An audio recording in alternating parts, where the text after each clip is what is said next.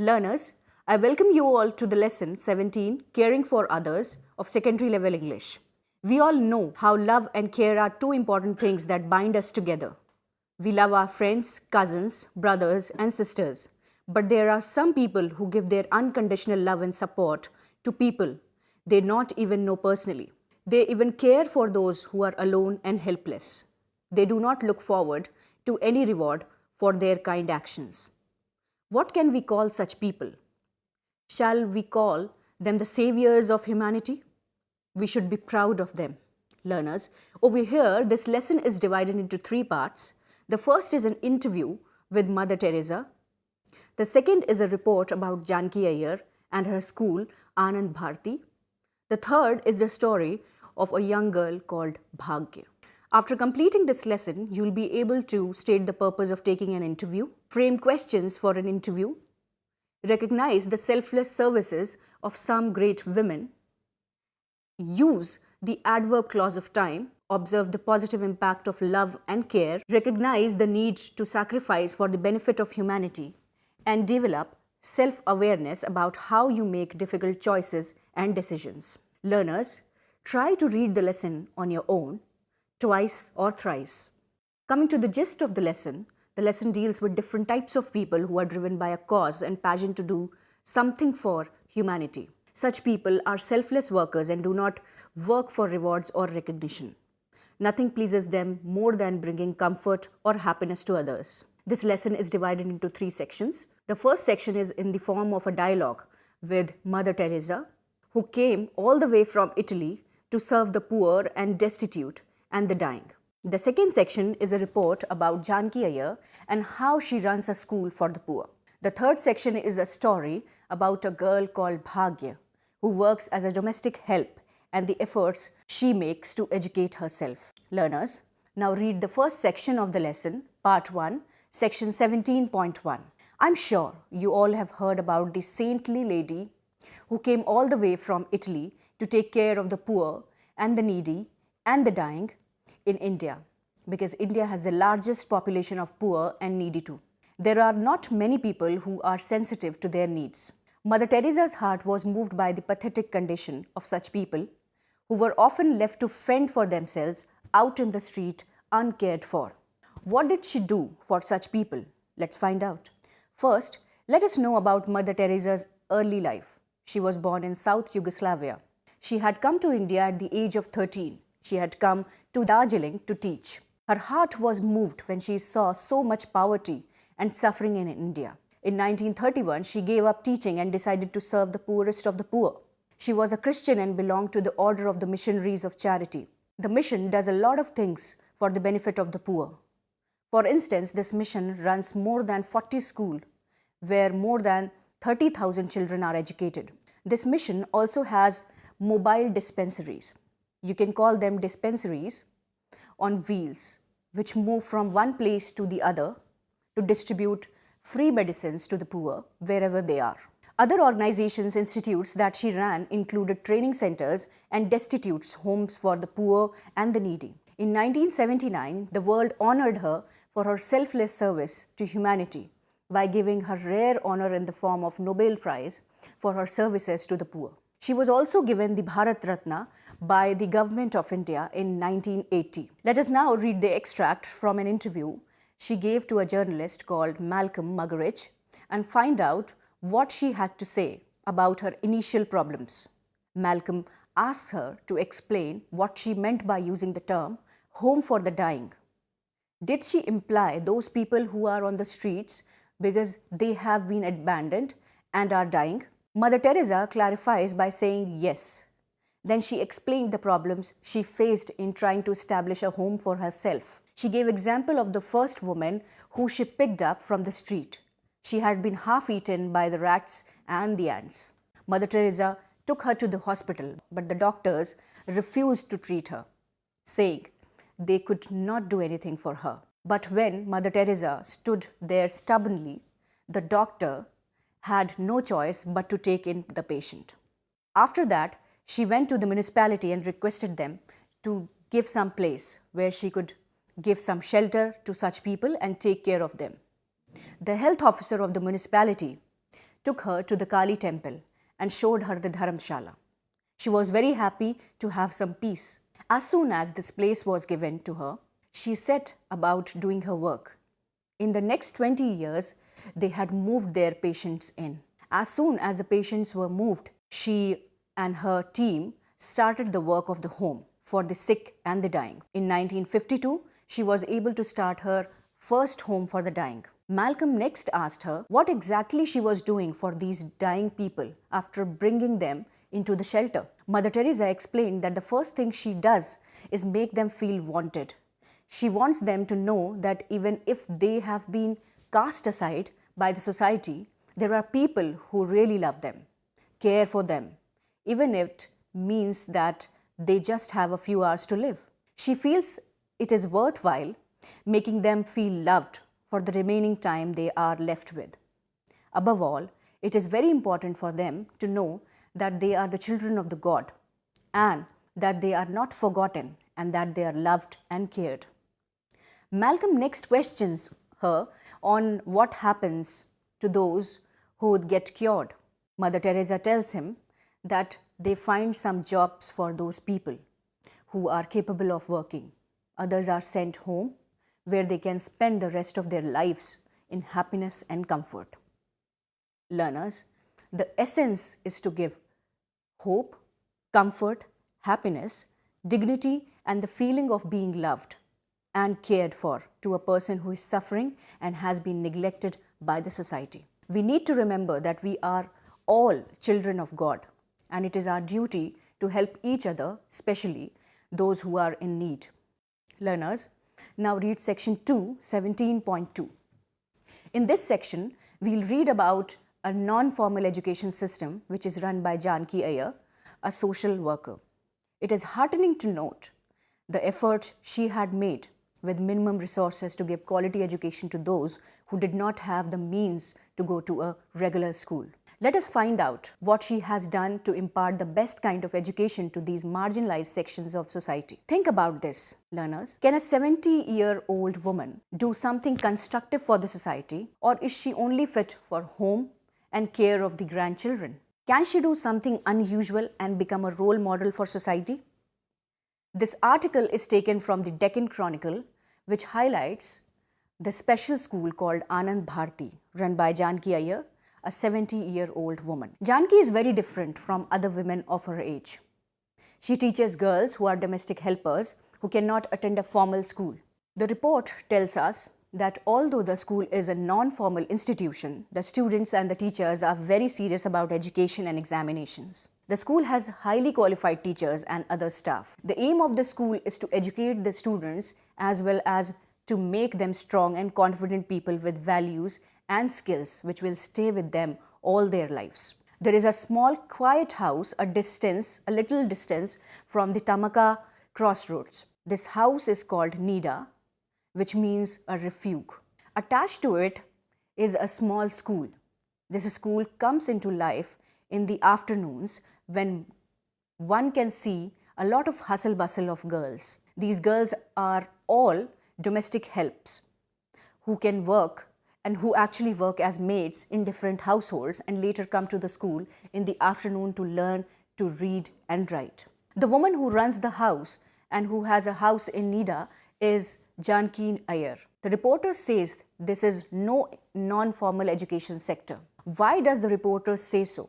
He says this because education is taken very seriously both by the students and the teachers. The girls who study here take public exams just like other students in the country studying in either the government or private schools. Some of these girls even pursue further studies in the residential schools. They get admissions after qualifying in the entrance exam of the concerned institution. Some others go for higher studies to colleges and universities. It is interesting to note what Janki Iyer does to make this school complete and run like any other formal school. Let's see what her stake to claim this recognition is. Innovative teaching methods are used to teach and help these first-generation learners. What do we mean by a first-generation learner? A first generation learner is a person who is the first in the family to start learning to read and write. His parents and forefathers never went to a school and could neither read nor write. The curricular and extracurricular activities are also a regular feature of the school curriculum. These include field trips, discussion on current events, etc. Anand Bharti is not just about education. One can hear many people commenting that the children studying at Anand Bharti are transformed into confident individuals, and that along with the education values are also instilled in the students in such a way that they remain permanently etched in their character and mind and stay with wherever they go. Everybody is extremely fond of Janki. She is simply and fondly called Ja by her friends. Janki is about 70-year-old, but she is very energetic and lively. To look at, she would perhaps give you a feeling that she is like any other old woman you see in your neighborhood sitting across the wall, babysitting her grandchildren. By saying this, the writer wishes to tell us that she is very soft-spoken, ordinary-looking, very humble and gently. When speaking, she chooses words very carefully, clearly and precisely. This shows that she has a well-ordered mind. Despite her age, she is able to attract young people towards her, like bees are attracted to honey. It is her love and charm that does the magic. No wonder the school named Anand Bharati sounds so befitting and appropriate. Janki has been able to attract many young professionals to her school. This is one extraordinary practice she has started in her school. In this way, Janki is able to bring professionals to teach her students so that they do not lag behind due to dearth of teachers. Despite the fact that these professionals are extremely busy with their own careers and the fact that she has a number of highly educated teachers helping her out, Janki has been able to attract and retain teachers from underprivileged backgrounds. When a child needs to be put into a residential school or needs to go in for higher studies in college, Janki has many friends who help in sorting out the different problems that crop up with each individual and each case. For example, Sandhya, a 15-year-old student, wanted to take up a combination with vocational training. She was helped and guided through these workers and experts. Janki Iyer is doing a great service to these domestic workers by educating them. I'm getting a lot of help from committed teachers and young, enthusiastic professionals who volunteer to help in the school. I am very thankful for it, she says. With such committed social workers, there is a hope on the horizon.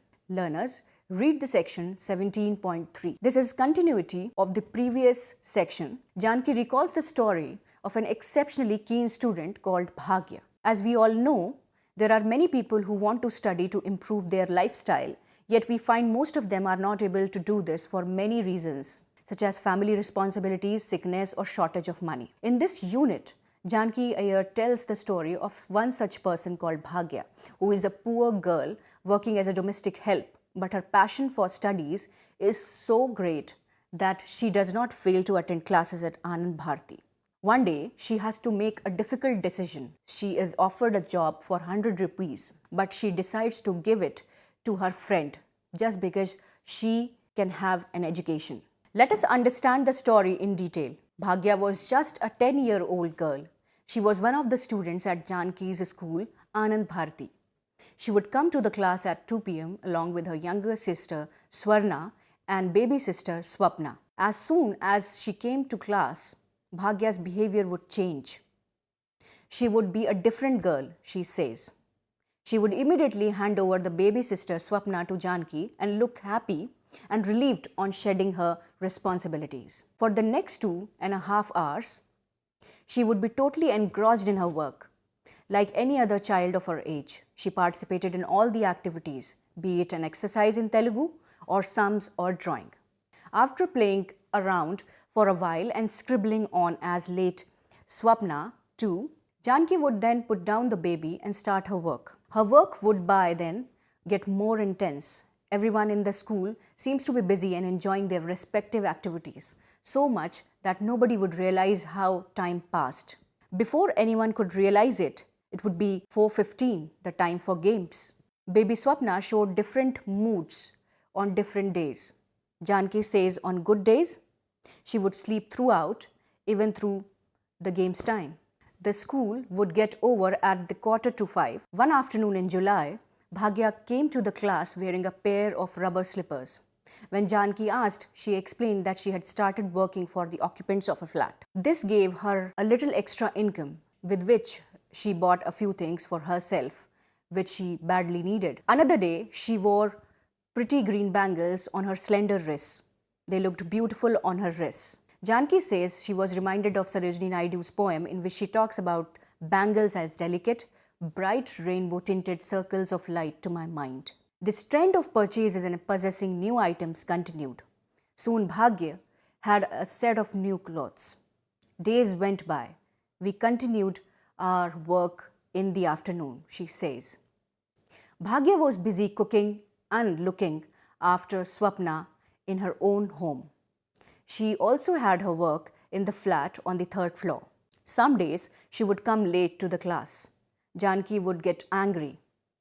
Bhagya did not say anything in self-defense, rather took her admonition with a serious downcast look, showing how sorry she was for that mistake. One day, Janki found Lakshmi, another student of hers, going along with Bhagya to the newly constructed flats. When Janki inquired, she told her that Bhagya had got her work in one of the new apartments. Bhagya too came running excitedly to tell Janki that the lady of the flat wanted her to work for 100 rupees per month.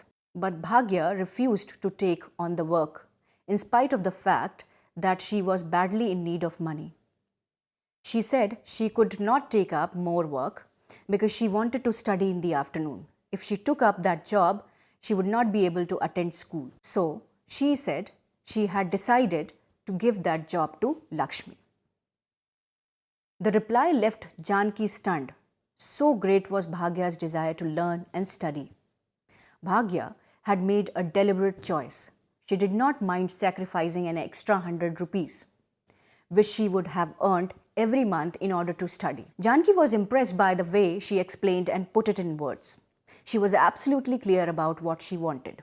Learners, let us come to the summary of the lesson. The lesson is about different way in which people show their love, concern and care for people in the society, especially those who do not have access to a lot of facilities, who are poor and marginalized. The lesson is divided into 3 subsections. The first one is in the form of an interview where a journalist interviews Mother Teresa and finds out how she started her work. Mother Teresa, a Yugoslavian lady, had come to teach in Darjeeling. When she saw the plight of many poor people, she was quite touched by their state.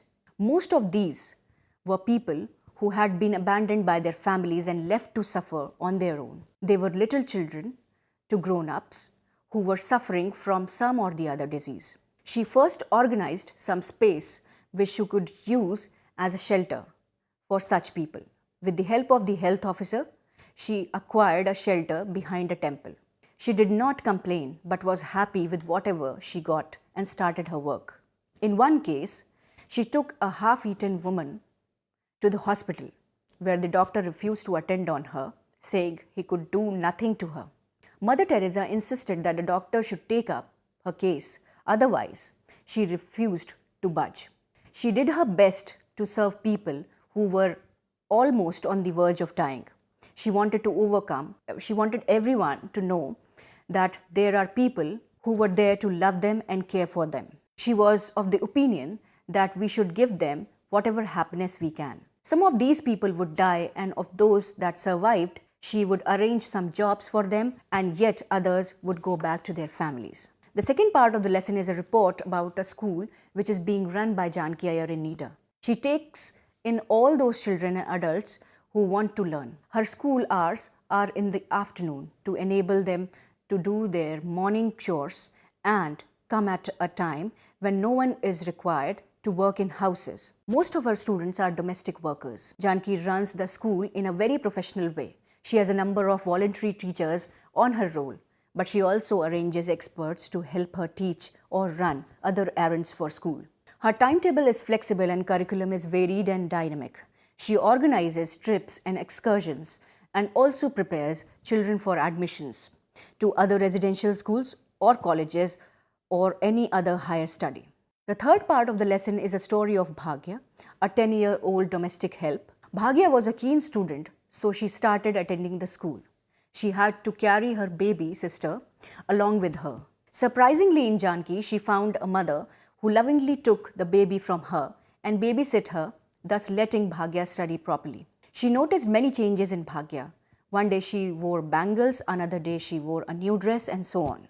Bhagya explains that she bought all this from the new salary she got. Later, however, Bhagya gets another job for 100 rupees.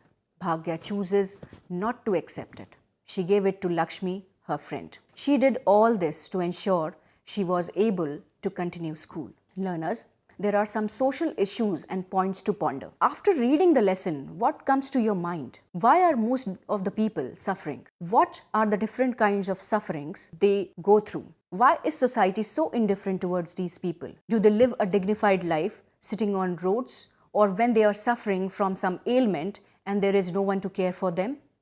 What can government do to provide support to such people? What can communities and societies and individuals do to help the needy? People like Mother Teresa and Janki Iyer are far and few. There are little girls like Bhagya who know at a tender age what the value of education versus money is, and they can make a correct choice.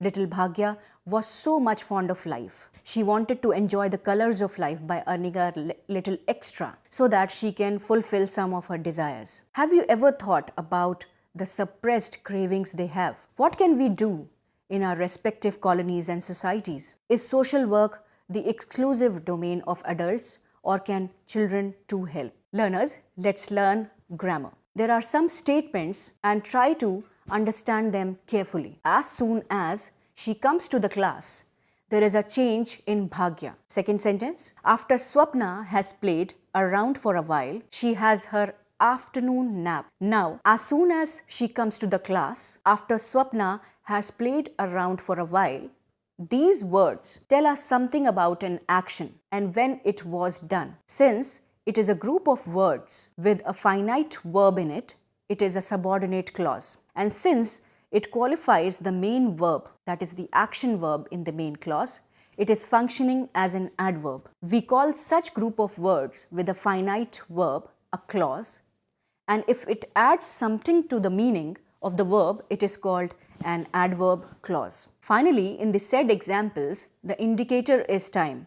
When something happened, they are adverb clauses of time. An adverb clause begins with words like whenever, while, after, before, since, when, as soon as, and till.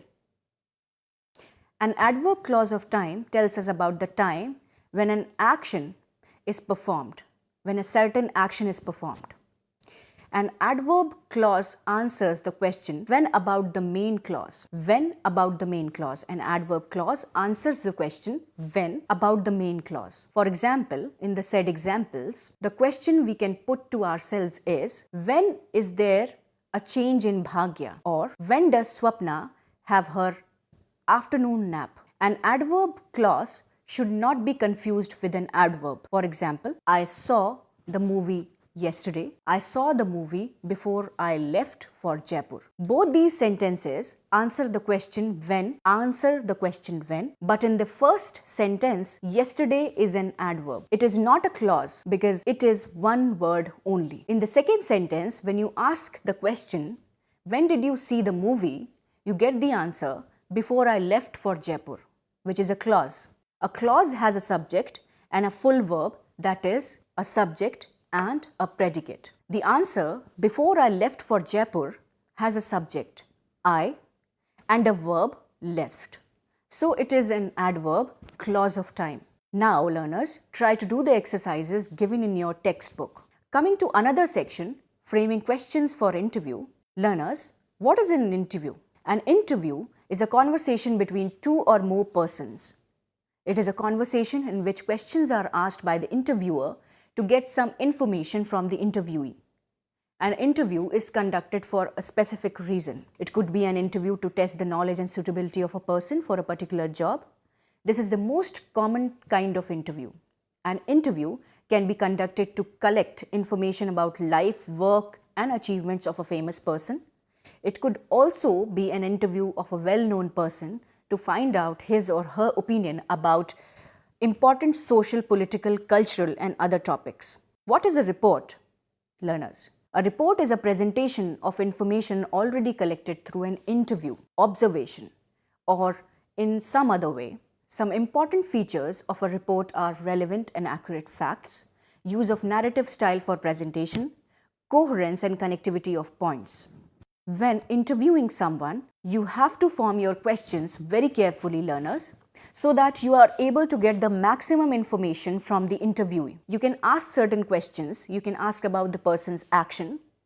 If you can get people to describe their actions rather than their beliefs about themselves, you'll see a clearer picture of them, one unmarred by slogans. Try to ask open-ended questions.